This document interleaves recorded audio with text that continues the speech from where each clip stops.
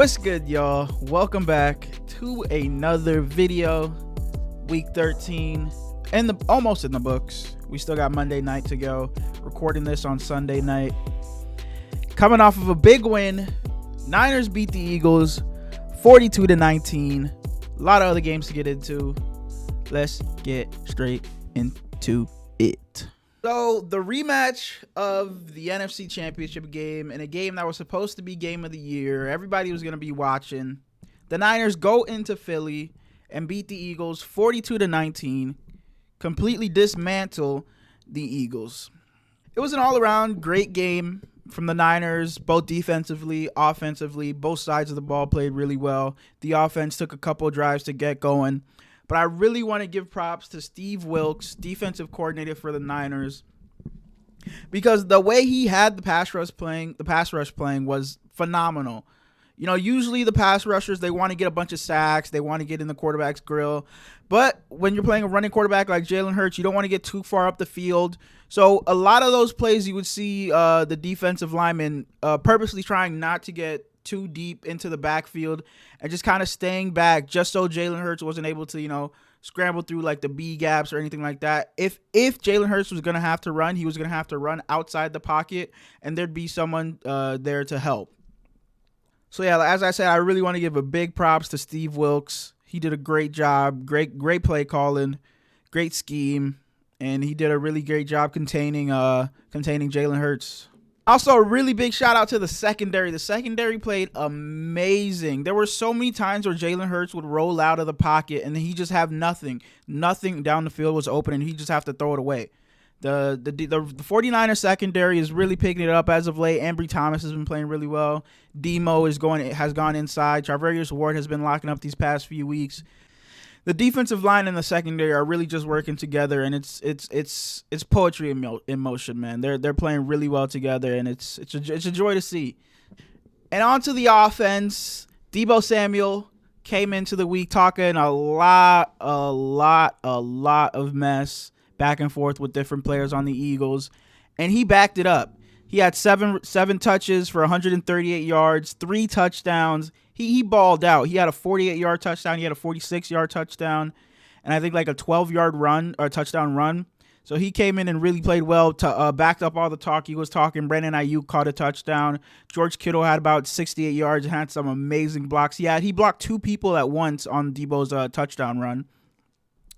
Brock Purdy played really well. I think it was 314, 4 touchdowns. He's up to 23 touchdowns on the season now. Christian McCaffrey was able to get into the end zone. Juwan Jennings had some really big catches, some huge catches on third down. An amazing play to get into the end zone on his touchdown reception. I also wanted to give another big shout out to Kyle Shanahan because of his play calling and scheme. You know, with the Eagles pass rush, you know, he knew that our offensive line wasn't going to be able to hold up for very long. So he had a lot of, you know, quick throws, let the Eagles defensive line, you know, run up the field into the backfield and throw a quick screen, a quick out, you know, so using their aggressiveness against them in a way, I guess you could say. So yeah, shout out to Kyle Shanahan for that. Like I said, it was an overall great game from all phases of the Niners. I'm really proud of how we played today. Kyle Shanahan called a great game. Steve Wilks called a great game, as I said, you know, kind of neutralizing Jalen Hurts and forcing him to, if he was going to scramble on us, you got to go outside. You're not going to be able to scramble, you know, in between the line. So shout out to the Niners, and I'm really excited for what we have in store. You know, this, you know, to a lot of people, kind of felt like our Super Bowl, but you know, we definitely have other things to get to. In the grand scheme of things, it was really just one game on the schedule. It doesn't mean anything. You know, we could see the Eagles again in the playoffs and still, you know, lose to them. And we're still not the 1 seed by beating them. They'd have to lose another game and we win. So, you know, but overall, it's a great win for the Niners. And I just don't see how you can say any other team right now is better than the Niners or ranked higher than the Niners as of right now after beating the Eagles. Monday Night Football. We had the Chiefs going into Lambeau and losing to the Green Bay Packers. Jordan Love. My Jordan Love agenda is looking amazing right now. The stock I have in him is through the roof. Jordan Love played amazing today. He had 267 for 3 TDs, no interceptions. And the Green Bay Packers are, making a strong push for the playoffs. They're trying to get a wild card spot. And they've been playing really well as of late. Jordan Love, these past 4 to 5 weeks, has been playing some amazing ball. He's been protecting the ball. He's been deadly accurate. He's been looking really, really good. Shout outs to the Packers. They're like I said, they're making that late push, and maybe they can sneak in there. It's going to be between them, the Seahawks, the Rams. They can definitely, make some noise down the stretch of the season, upset a couple teams, and get in and sneak into that wild card spot. As far as the Chiefs, just another game where they don't look, really good. Patrick Mahomes had 210, 1 touchdown and an interception. Pretty pedestrian numbers for somebody like Patrick Mahomes. Isaiah Pacheco played really well. He had a really solid game. Travis Kelce, I think, had 80 yards. But other than that, they didn't really have anyone step up. Per usual with the Chiefs, you don't really know who's going to step up week to week. You don't really know who's going to be that, solidified number 2 option behind Travis Kelce. And the Chiefs really got to get it together in the AFC, because there's a few teams out there like the Jags, the Ravens, the Texans, and Colts are 7-5. The Broncos are 2 games back and already beat them earlier this season. So there's definitely a few teams that are, on their trail. So, the Chiefs gotta get it together, and they got to do so quick, because, there isn't much time left in this season. And the way they're looking right now, there's definitely a few teams I would take over them in the AFC. Some other games we had this week was the Falcons beating the Jets. Yeah, who really cares? We had the Colts beating the Titans in a really good game. Shout out to the Colts. They're 7-5 now. Sneaky good team in the AFC. Shout out to them and what they've been able to do without Anthony Richardson, him getting hurt earlier in the season. Gardner Minshew's been able to keep them afloat, and without Jonathan Taylor this game. So shout out to them. I know Michael Pittman had a late touchdown, a clutch touchdown. So yeah, shout out the Colts, just for staying afloat, doing their thing over there, 7-5.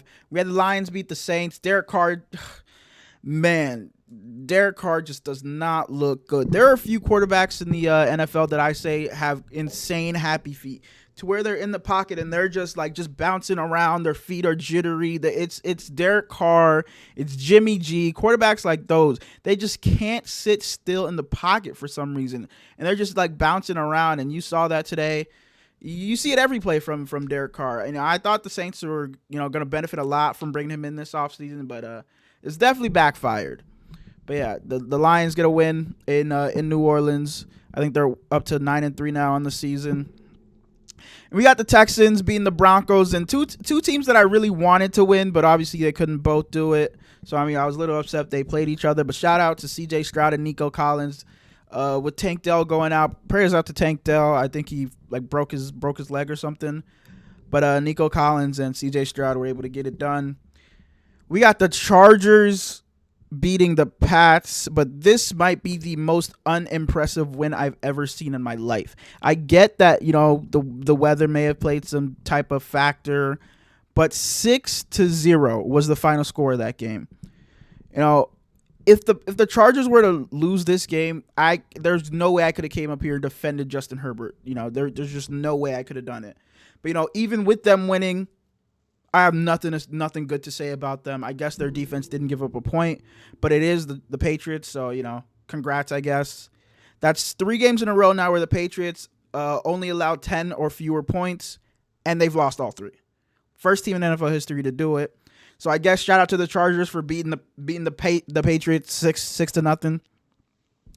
The Cardinals and Steelers, a game that got delayed a couple times. Kyler Murray gets his win, coming back from his ACL.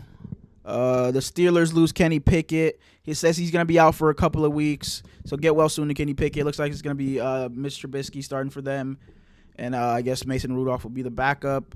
The defense did their thing, but they could only hold on for so long. That offense just couldn't get anything going for the Steelers. Like I said, they're only able to get 10 points.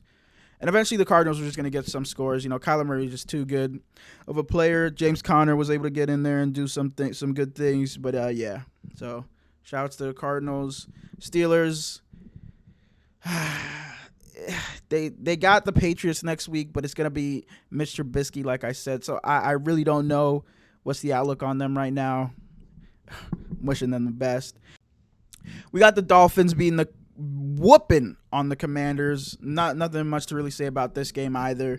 Shout out to Tyreek Hill and the Dolphins. They played a really good game, and the Commanders, they traded away two of their two best pass rushers. They obviously weren't trying to win a bunch of games down the stretch of the season, and this is what happens. 45-15.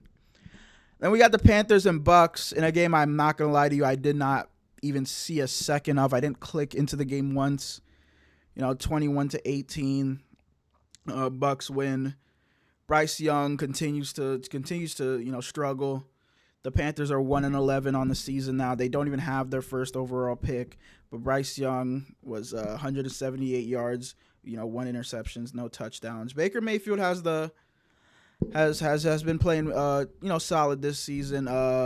They're 5-7 on the season now, but in that division, they may be able to get into the playoffs.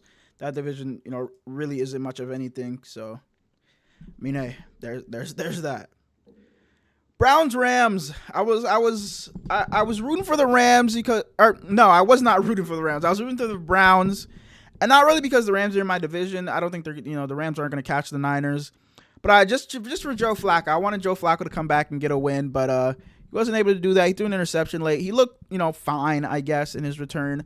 Shout out to Kyron Williams, Puka Nacua. They both played really well today.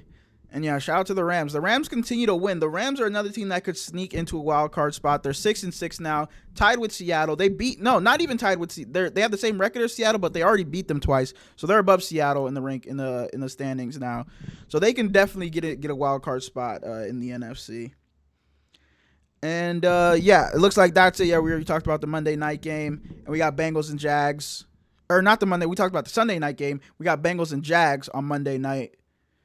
I'll probably take the Jags in that one. Jake Browning, no Joe Burrow, he's out for the season. So I'll take the Jags in that one in a not so close game. But yeah, pretty much this week we learned the Niners are the best team in football. If you ask me, I really don't think there's much of a debate as of right now. 9-3, coming off a 42-19 win versus the Eagles. We got the Seahawks next week. The Eagles play the Cowboys next week. So if Eagles lose to the Cowboys and we beat the Seahawks, we get the 1 seed. So I'll be rooting for the Cowboys next week. And yeah. So that's all I got for today. I'll see you guys in the next one. I hope you enjoyed. Go Niners. Like the video. Subscribe. And I'll see you when I see you. Peace.